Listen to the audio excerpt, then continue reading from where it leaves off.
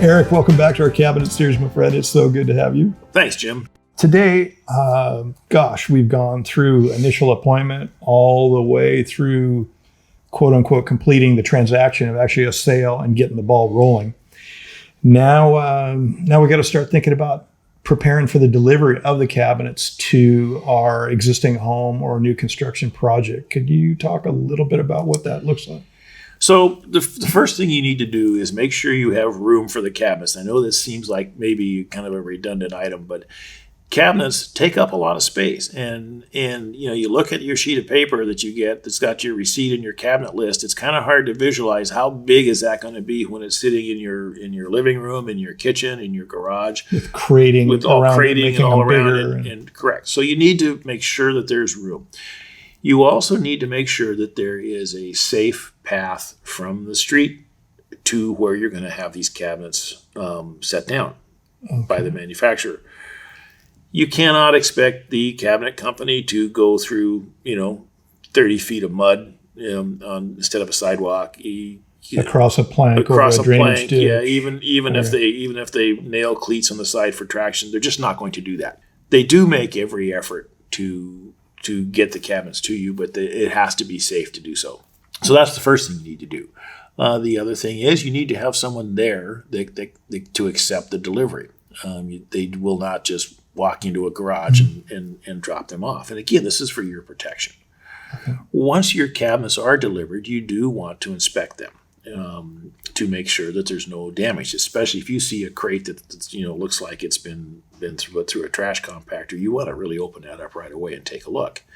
If there's damage, the first thing you want to do is call your cabinet designer. And the second thing you want to do is not install that cabinet until you've talked with the designer. Yeah. Depending on what the damage is. The damage will get taken care of. The manufacturers are very good about replacing products that get damaged. But what they will not cover is removing a cabinet that you have installed and replacing it with the corrected cabinet. So you need to make sure that you do not install something that's damaged. Okay. And I know this sets back your time frame a little bit, but it's the only way that you're going to get something that's going to be corrected. That whole point about, and we all have the tendency to want to do it.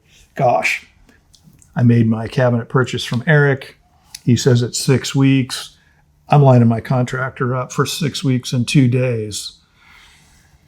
We really don't want that to happen in case there is a challenge. Correct. Because, again, going back to our discussion about the companies not having any products sitting in the warehouse, if there is damage, you need to allow the company enough time to rebuild or build the product again for you and get it shipped out.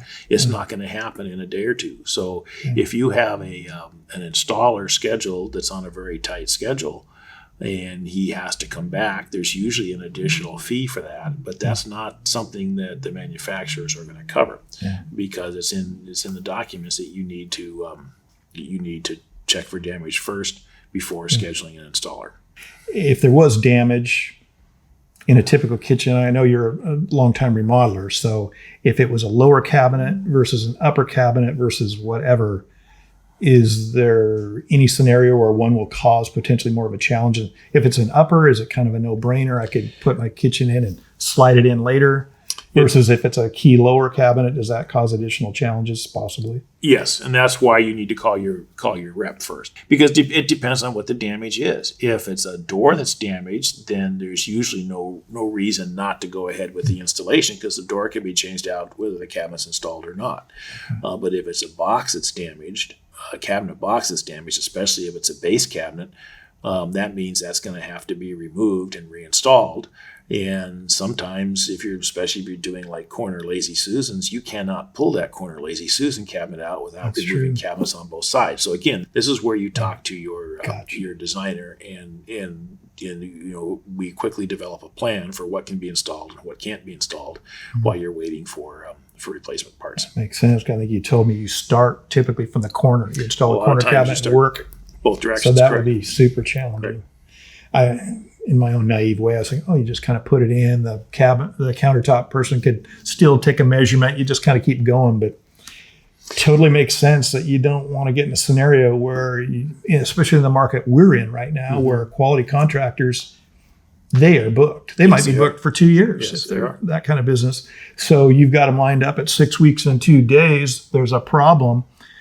Can't get it resolved for 3 to 4 weeks, and they're on to another job, and you totally lost your contract. That is So true. we really, as hard as it is, people not wanting to wait, we want them to push it out until they know everything is intact and ready to go. Correct. Okay. Great stuff. That might be one of the best pieces of advice we could share today. Thank you. Thank you, sir.